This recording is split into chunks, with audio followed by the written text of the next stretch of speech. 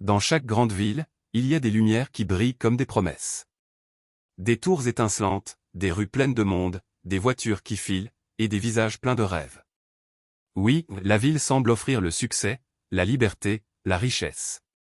Mais derrière ces lumières, se cache souvent une dure vérité. C'est l'histoire d'un jeune homme plein d'ambition. Un homme qui voulait tout réussir par lui-même, sans écouter ni les conseils de la sagesse, ni la voix de Dieu. Un homme nommé Samuel.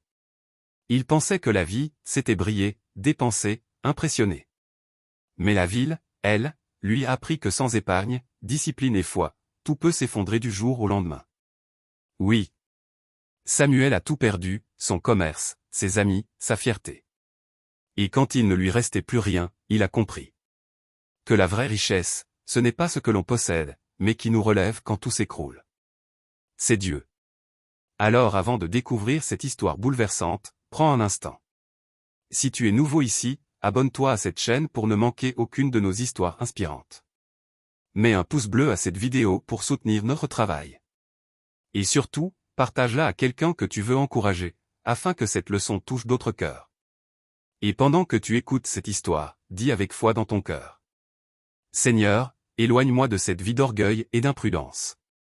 Donne-moi la sagesse d'organiser mes pas et mes finances selon ta volonté. Maintenant, installe-toi confortablement. Laisse ton cœur s'ouvrir. Voici l'histoire de Samuel et le rêve urbain. L'histoire d'un homme qui a tout perdu. Mais qui, par la grâce de Dieu, s'est relevé pour devenir un témoignage vivant de transformation. Samuel et le rêve urbain. Samuel avait quitté son village pour Douala, la grande ville qui ne dormait jamais. Ses yeux brillaient à la vue des gratte-ciels, des lumières scintillantes, et des voitures rutilantes qui défilaient dans les rues. Il rêvait d'une vie somptueuse, pleine de confort, de succès et de reconnaissance. Dès son arrivée, il trouva un emploi dans une petite entreprise de commerce. Intelligent et ambitieux, il réussit à économiser rapidement un peu d'argent. Mais la ville était pleine de tentations, restaurants luxueux, gadgets dernier cri, vêtements à la mode, soirées animées. Chaque coin de rue semblait crier « Profite maintenant, demain n'existe pas ». Samuel ne pensait pas à l'avenir. Ses amis du quartier et même certains membres de sa famille lui rappelaient souvent. Samuel, tu devrais épargner et organiser tes finances. La ville peut être dure avec ceux qui vivent au jour le jour. Mais Samuel ne voulait rien entendre. Il ajoutait souvent avec arrogance. Pourquoi penser à demain quand aujourd'hui est si beau? Même quand certains voisins et amis pieux lui parlaient de Dieu, Samuel refusait d'écouter. La foi ne me nourrit pas, ni mon compte en banque. Je vais réussir par moi-même.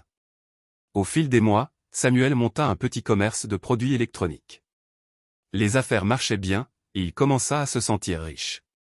Son appartement moderne, sa voiture flambant neuve, et ses sorties régulières dans les restaurants les plus chics attiraient l'admiration de tous. Mais il dépensait tout ce qu'il gagnait, oubliant de mettre de côté pour les imprévus. Un jour, une entrepreneuse expérimentée, Madame Ndongo, lui donna un conseil. Samuel, la ville récompense ceux qui prévoient, ceux qui épargnent et qui savent gérer leurs finances. Sans discipline, la prochaine crise te détruira. Samuel sourit, sûr de lui.